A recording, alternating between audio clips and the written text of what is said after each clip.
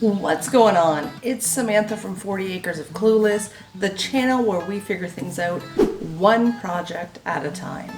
Today I'm going to be building some freestanding chick roosts for my baby chickens to give them some more vertical space as they grow and to try to promote proper roost use for when they become adults. Let's go.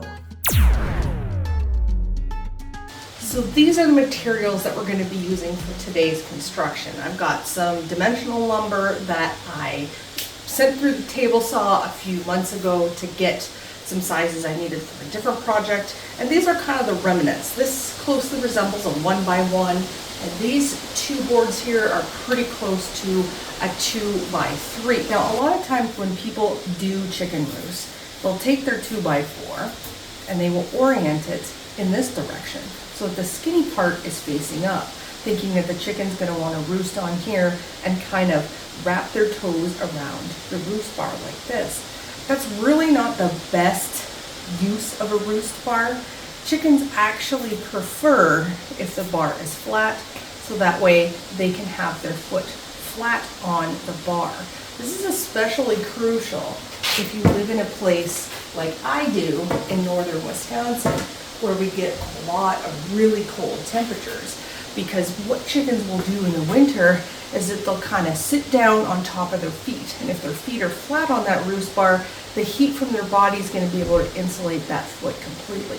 But if the toes are wrapped around the bar, they can insulate the top of the foot, but the tips of the toes are still exposed to the elements, which is a big risk for frostbite. Now, they're not going to be experiencing cold temperatures in the basement, but I want to start to train the chickens properly on the accommodations they're going to see when they go out to the yard with the rest of the big girls. So the first roost that I am going to make, I want it to be about 18 inches off the ground. I think that would be a good place to start. So I'm going to measure.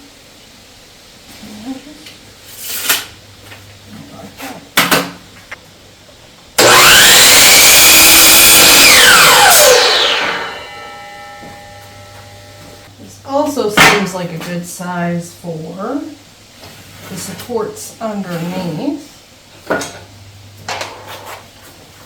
So I'm going to cut the other to 18 inches as well.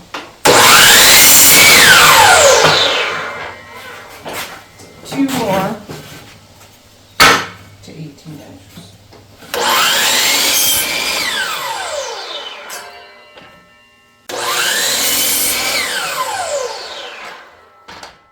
So now I've got these, I'm going to find the center, which is 9 inches. I'm going to mark that.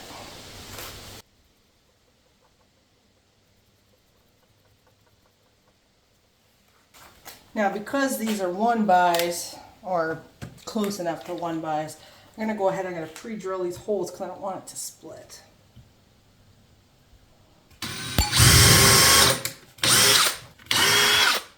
Now I got some of these. I like the torque head. This is a T25. It is a 2-inch number 9.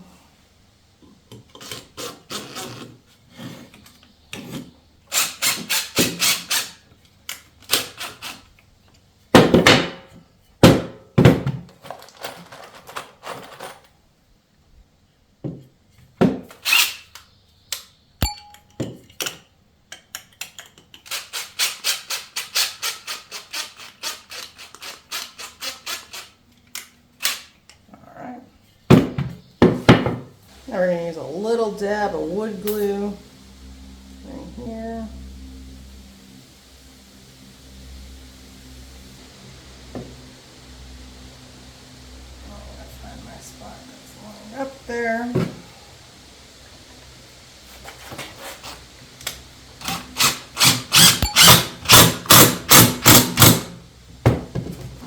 I'm going to use a 2-inch brad just to give it a little bit more stability. Side. There we go. Now that we have these built, you can see they're not exactly the most stable. So what I'm going to do is I'm going to take another 18-inch piece and I'm going to attach it on either side. Because when the chickens start to jump up on here, they're going to be kind of rambunctious. And that is going to hold this in place. First thing you need to do, just like before, is we need to find the center.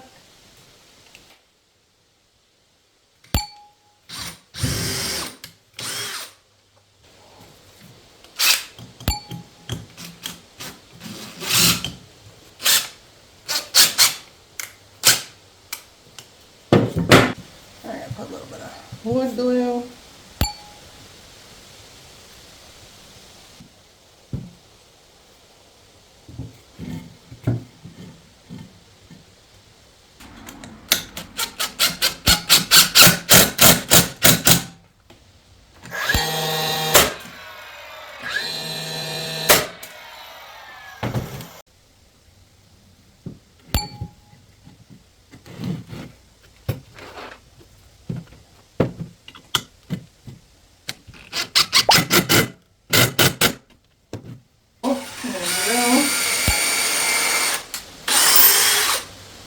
This, I'm going to use a 3-inch number 10.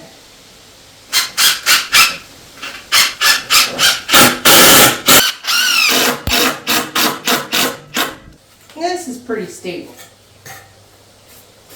as it is. It's like a little gymnastics bar for the chickens. But it does still wobble a tiny bit, so I think I'm going to put a couple angled supports on this side. So we'll do that next. So I'm cutting these supports to 11.5 inches. That'll take me right out to the edge.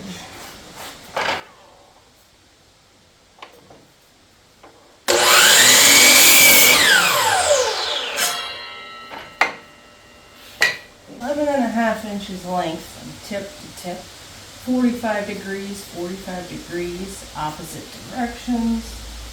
And that's going to sit there right now.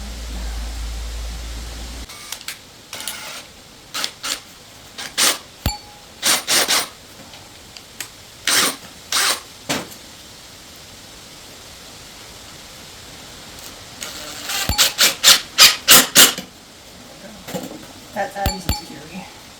One of the things that I did opt to do with this top bar is that I just took a sander to it and I sanded it down just to make sure that the little chickens aren't going to get any splinters in their feet, because we all know that wounds on the feet lead to infection, and in chickens that usually comes in the form of bumblefoot, and that's something that we don't want to deal with. So it's a nice and smooth surface so they can jump up here and play and have a good time and be safe.